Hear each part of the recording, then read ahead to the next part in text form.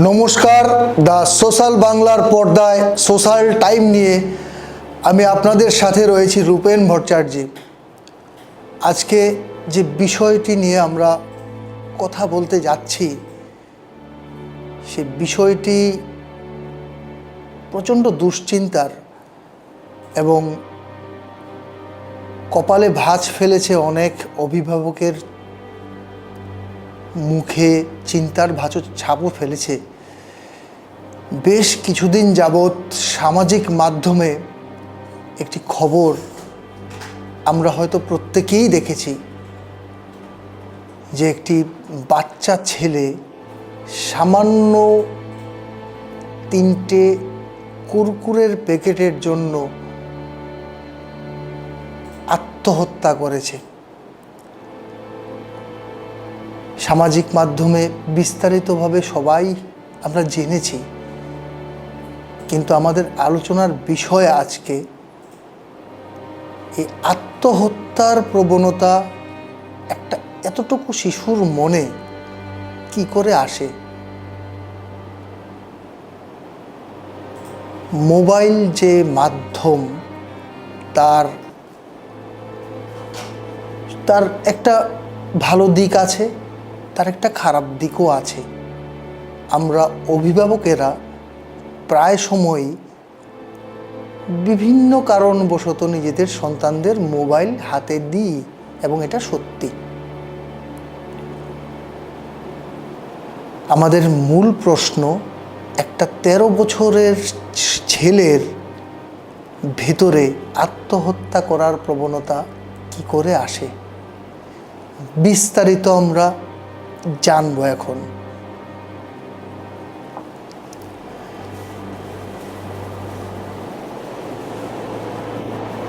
উপরে নিজের নাম লেখা, তারপর নিজের ক্লাসের ক্রমিক নম্বর লেখা, তারপর লেখা নিজের বিদ্যালয়ে সে কোন শ্রেণীতে পড়ে, আর এরপর যে লেখাটি রয়েছে সে লেখাটি দেখে আতঙ্কে ভয়ে কাঁপিয়ে দিয়েছে প্রত্যেক অভিভাবক এবং মানুষের বিবেককে। কি সেই লেখাটি ছিল? মা, আমি বলে যাচ্ছি যে আমি কুরকুরিটি রাস্তার ধারে কুড়িয়ে পেয়েছিলাম, চুরি করিনি। পাঁশকুড়ার 13 বছরের 7ম শ্রেণীতে পড়ুয়া কিশোর কৃষ্ণেন্দুর অপরাধ ছিল দোকান থেকে হাওয়ায় উড়ে আসা 3টে কুরকুরের প্যাকেট হাতে তুলে নেওয়া, যেগুলোর বর্তমান বাজার মূল্য 15 টাকা মাত্র। তারপর একজন সিভিক ভলান্টিয়ার, যার নাম শুভঙ্কর দীক্ষিত, সে কিশোর কৃষ্ণেন্দুকে চোরের অপবাদ দিয়ে ভরা রাস্তায় কান ধরে উঠবোস করায় এবং নিগৃহীত করে শারীরিকভাবে বলেও অভিযোগ রয়েছে। যদিও বালক কৃষ্ণেন্দু কুরকুরের পুরো দাম মিটিয়ে দিয়েছিল দোকানিকে, এটাও সংবাদ মাধ্যমে প্রকাশ পেয়েছে। এরপরে কি হয়েছে? কৃষ্ণেন্দু বাড়ি ফিরে মায়ের কাছেও শুনতে হয়েছিল বকুনি। সামাজিক মাধ্যমে এমন কথাটাই উঠে এসছে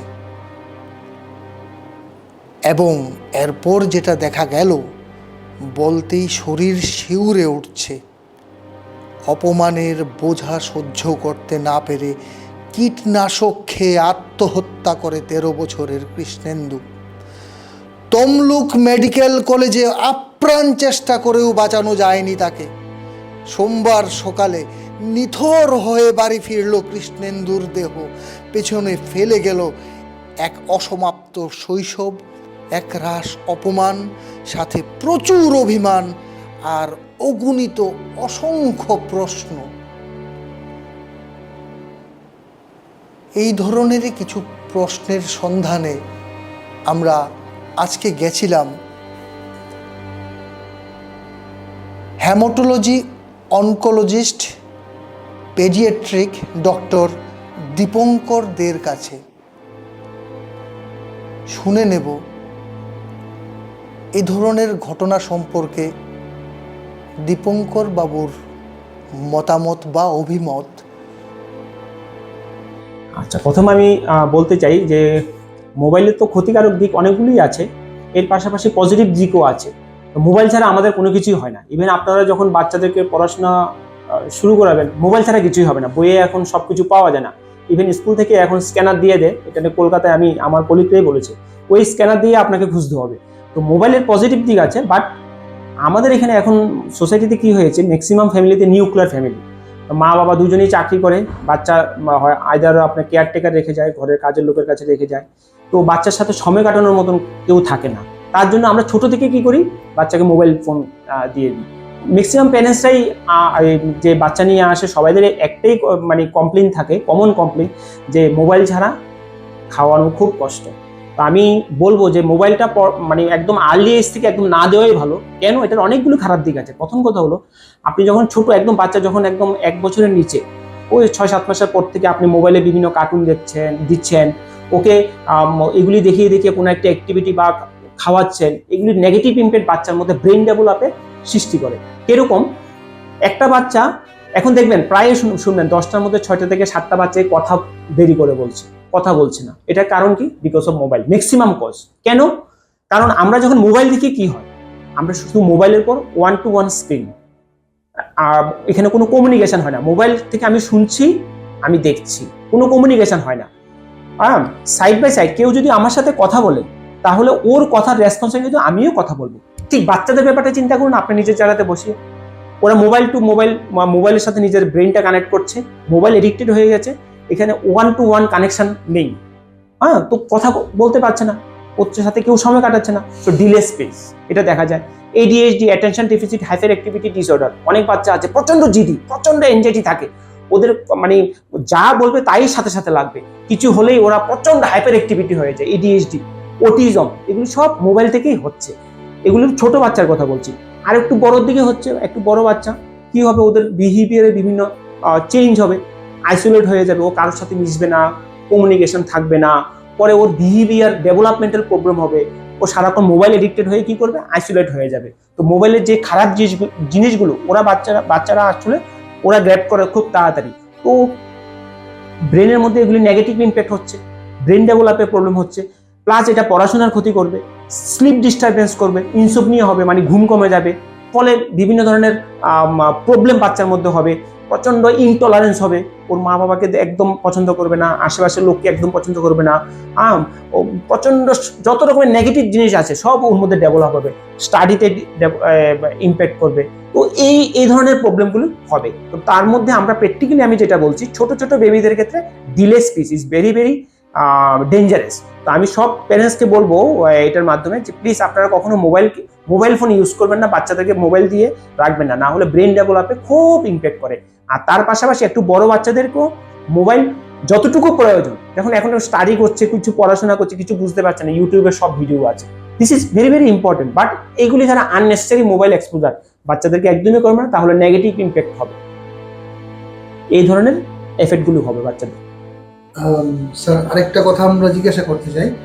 ইদানিং কালে আজকে 3-4 দিন যাবত সামাজিক মাধ্যমে একখানা ভিডিও খুব ভাইরাল হয়েছে। পাঁশকুড়ায় কৃষ্ণেন্দু 13 বছরের একটা ছেলে, আচ্ছা, কলকাতা ওয়েস্ট বেঙ্গলে যে, ওর উপর একটা সামাজিক একটা অত্যাচার হয়েছে, সুইসাইড করেছে। এটা হৃদয় বিদারক ঘটনা। সেখানে কি বলতে পারেন যে 13 বছরের একটা শিশুর মনে সুইসাইড করার মতো প্রবৃত্তি কি করে জন্মাতে পারে স্যার, যদি এই বিষয়ে কিছু? খুব প্যাথেটিক সিচুয়েশন। এটা দেখে আমিও ফেসবুকে দেখেছিলাম, আমি 2-3 দিন ওটা দেখিনি, আজকে আমি ডিটেলস সকালবেলা দেখলাম। খুবই খারাপ, খুবই প্যাথেটিক জিনিস। আসলে কি, বাচ্চাদের যে অ্যাডোলেসেন্ট এজ মানে 10 থেকে 19 বছর, সেটা ছেলেই হোক মেয়ে হোক, this is very very dangerous. কারণ এই সময় কি হয়, বাচ্চাদের দেহের মধ্যে বিভিন্ন ধরনের হরমোনাল চেঞ্জেস হয়, বিভিন্ন ধরনের secondary sexual characteristic, hormonal change, অনেক ধরনের ফিজিওলজিক্যাল চেঞ্জেস হয়। তার জন্য ওদের মানসিকতাও চেঞ্জ হয়। আপনি দেখবেন, আপনি নিজের বাড়িতে যদি বাচ্চা থাকে দেখবেন, মোটামুটি 9-10 বছর অবধি ও ঠিকঠাক ছিল, 10 বছরের পর থেকে ওর একটু বিহেভিয়ারে পরিবর্তন হয়ে গেছে। This is a normal phenomenon, physiology.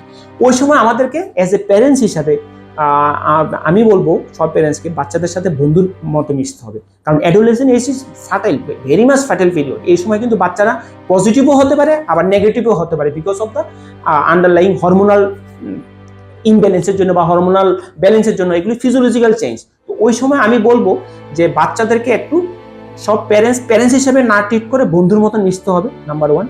Number 2 হলো, আমরা অনেক সময় কি হয়, আমরাও অ্যাডোলেসেন্ট এজে ছিলাম, তো অনেক সময় আমারও মনে হয় আমিও তো এমন করতাম।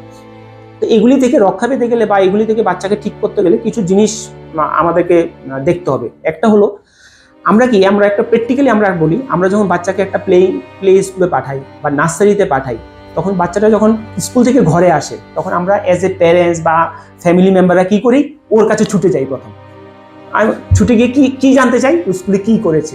ও কিন্তু বড় করে সব বলে দিচ্ছে। আপনি খেয়াল করে দেখবেন, মোটামুটি 7-8 বছর 9 বছর অবধি থাকে। যে মাত্র বাচ্চাটা অ্যাডোলেসেন্ট এজে হয়ে গেল, 10 বছর হয়ে গেল, 11 বছর হয়ে গেল, ও স্কুলে যাওয়া শুরু হয়েছে, ওর এক্সপোজার বেশি হচ্ছে, বিভিন্ন জিনিস দেখছে, পজিটিভই দেখছে, নেগেটিভই দেখছে, ঠিক আছে না? কোনো সময় যদি কোনো একটা নেগেটিভ জিনিস এসে প্যারেন্টসের কাছে, ও কিন্তু ওর মতনই করছে, আগেও শেয়ার করতো আপনাদের সাথে, এখনো শেয়ার করছে, কিন্তু কোনো একটা নেগেটিভ জিনিস যদি আপনার কাছে শেয়ার করে অ্যাজ এ প্যারেন্টস হিসাবে, প্যারেন্টসের কাছে ও শেয়ার করছে, আমরা ম্যাক্সিমাম মেজরিটি অফ প্যারেন্টস কি করে, প্যারেন্ট হিসাবে মানে গার্জিয়ান হিসাবে ট্রিট করে। তখন নেগেটিভটা, এটা করবি না, খারাপ, ওকে বকাবকি শুরু করে দেয়। এটা থেকে ওর মাইন্ডে কি এফেক্ট হলো, এই কথাগুলো আমি আর কোনোদিন আমি ডিসকাস করতে পারবো না, এই নেগেটিভ জিনিসগুলো। তারপর নেক্সট টাইম থেকে কি ও আর বলবে না আপনার কাছে, ও ডিসকাসই করবে না, ও নিজের মধ্যে রাখবে। প্লাস ও কিন্তু এক্সপোজ করবে ওর মতন যারা আছে, ওর বন্ধু বান্ধব সার্কেল, ওই নেগেটিভ জিনিসগুলো। তো আমরা কিন্তু বাচ্চার মানসিকতার যে পরিবর্তন, সেটাই আমরা বুঝতে চাইছি না। সেই ক্ষেত্রে পুরো উল্টো হয়ে গেছে না। ছোটবেলায় আমরা দেখলাম, আমরাই খুব উৎসাহ ছিলাম, বাচ্চা কি করছে। এখন বাচ্চাই এসে আমাদের কাছে বলছে, কিন্তু অ্যাডোলেসেন্ট এসে ঠিক উল্টোটা। আমরা চাইছি কিছু বলার জন্য, মানে কিছু শুনবো ওর থেকে, কিন্তু ওই যে আমি যে প্রথমে একদিন একটা ঘটনা হলো যে বাচ্চা কিছু একটা বললো, আমরা এজ এ প্যারেন্টস হিসেবে ওকে বকা দিলাম, নেক্সট টাইম থেকে ওই আর বলছে না, এখন আমরা ওর থেকে কথাই নিতে পারছি না, ঠিক আছে? তো আমি সব গার্জিয়ানকে বলবো, এটা একদমই করবেন না। Adolescent is very very fertile, এটা আমরাও ছিলাম, এটা ফিজিওলজিক্যাল, নর্মাল ফিজিওলজি। ছেলে মেয়েদের ক্ষেত্রে খুব তাড়াতাড়ি এগুলি হয়। তো আমি বলবো সব প্যারেন্টসকে এজ এ ফ্রেন্ডের মতো, বন্ধুর মতো মিশতে হবে। আর সবচেয়ে এই সুইসাইডাল প্রবণতা কিন্তু অ্যাডোলেসেন্ট এজের মধ্যেই দেখা যায়। এটা কেন? এটা দুটো কারণে, বিভিন্ন স্টাডিতে দেখা যায় দুটো কারণে হয়। এক হলো, আপনার পরীক্ষায় খুব খারাপ রেজাল্ট করলো, মানে ফেলিউর হলো, সাকসেস হলো না, বা মা বাবার সাকসেস হলো, মা বাবার এক্সপেকটেশন ফুল করতে পারলো না, মা বাবার প্রচন্ড মাথা গরম হয়ে গেলো, ওকে কিছু বললো, কিছু বকা করলো, বকা টকা দিল, ওর একটা নেগেটিভ ইম্প্যাক্ট, তার জন্য ও ডিপ্রেশনে চলে গেলো, তার জন্য সুইসাইডের প্রবণতা করে। এটা একটা। আরেকটা হলো, এই সময় বিভিন্ন হরমোনাল চেঞ্জের জন্য ওদের বিভিন্ন মানসিক বিকাশ ঘটে, তার জন্য কি হয়, ওরা বিভিন্ন রিলেশনে যায় ওই সময়, 14-15 বছর 16 বছর ছেলে মেয়ে সবাই, এগুলি হলো ইমিচিউর টাইপের রিলেশন। সাডেনলি রিলেশন ব্রেক হয়ে যাবে, ও ডিপ্রেশনে চলে যাবে, এটাও একটা কারণ সুইসাইডের। তাহলে আমরা কি করব? এটা থেকে আমাদের বার হতে হবে। তো আমরা বাচ্চার সাথে প্রথম কথা আমি সব প্যারেন্টস করবো, বন্ধুর মতো মিশতে হবে। আমরা যেমন ভালো দিকটাকে ভালোভাবে বলবো, খারাপ দিকটাকেও খারাপভাবে বলবো, but in a positive way. মানে আমরা বাচ্চার মানসিকতায় যাতে কোনো ঘাটতি না হয় সেটা রাখবো। এই যে আপনি যে ইনসিডেন্সের কথা বললেন, যতটুকু আমি খবর পেয়েছি ও খুব বাজে হয়েছে, তার মধ্যে ওর মাও নাকি ওকে বকাবকি করেছে প্রচন্ড। তারপর যেটা আমি দেখলাম যে ইউটিউবে আজকে আমি দেখেছি যে দোকানে যে মালিকটা ছিল, নিজেকে মানে পুলিশ হিসাবে নাকি পরিচয় দিয়েছিল, তো ওর মধ্যে একটা ভয় ঢুকিয়েছে। হ্যাঁ, 13 বছরের একটা শিশু, ও কি বুঝে? তো পুলিশ হিসাবে ওকে বলেছে জেলে পাঠাবে, পুলিশে দেবে, ও প্রচন্ড ভয়। এর মধ্যে মাও বকা দিয়েছে, ওকে কিন্তু কেউ বুঝায়নি, তারপর ওটা এটাই করলো। তা আমি তার জন্য বলবো, আপনারা কোনো বাচ্চাকে সবসময়, আমি আমার কাছে যে সমস্ত প্যারেন্টসরা আসে, বিশেষ করে এই বয়সে অ্যাডোলেসেন্ট এজ, আমি সব প্যারেন্টসকে বলি যে please kindly behave with your children like friends. ও যাতে পজিটিভ দিকটা যেমন বলবেন, নেগেটিভ দিকটা, আর নেগেটিভ দিকটাকে আপনি বুঝাবেন ইন এ পজিটিভ ওয়ে। তাহলে আমরা এই সময়টা ওদের পাশে থেকে ওদের মানসিক যে বিকাশ, ওটাকে আমরা সাহায্য করতে পারবো।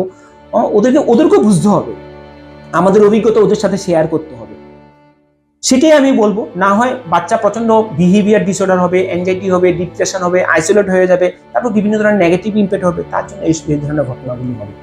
এবারে প্রশ্ন, শুভঙ্কর দীক্ষিত মানে সেই সিভিক ভলান্টিয়ারের কোথায় ছিল সংযম, কোথায় ছিল বিচারবোধ, কোথায় ছিল বিবেকবোধ?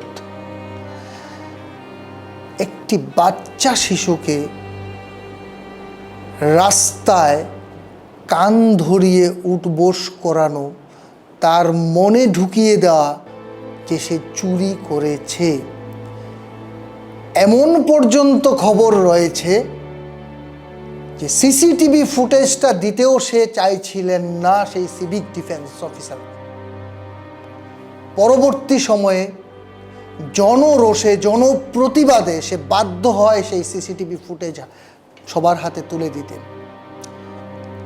এবং সিসিটিভি ফুটেজ সামনে আসার পর প্রমাণ হয় বাচ্চাটি সত্যিই কুরকুরের প্যাকেটগুলি চুরি করেনি। গর্জে উঠেছে এলাকাবাসী, শাস্তি চাই, বিচার চাই। আদৌ কিছু হবে কিনা জানা নেই, তবে আজ কৃষ্ণেন্দু বেঁচে নেই, রয়ে গেছে তার হাতের লেখা শেষ নোট, বা বলতে পারেন শেষ আর্তনাদ। মা, আমি চুরি করিনি মা। বিবেকবোধ জাগ্রত হোক প্রত্যেকের মনে, পরমেশ্বরের কাছে এই প্রার্থনাই রইল। সঙ্গে থাকার জন্য অনেক অনেক ধন্যবাদ। পরবর্তী আপডেটের জন্য চোখ রাখুন দ্য সোশ্যাল বাংলার পর্দায়।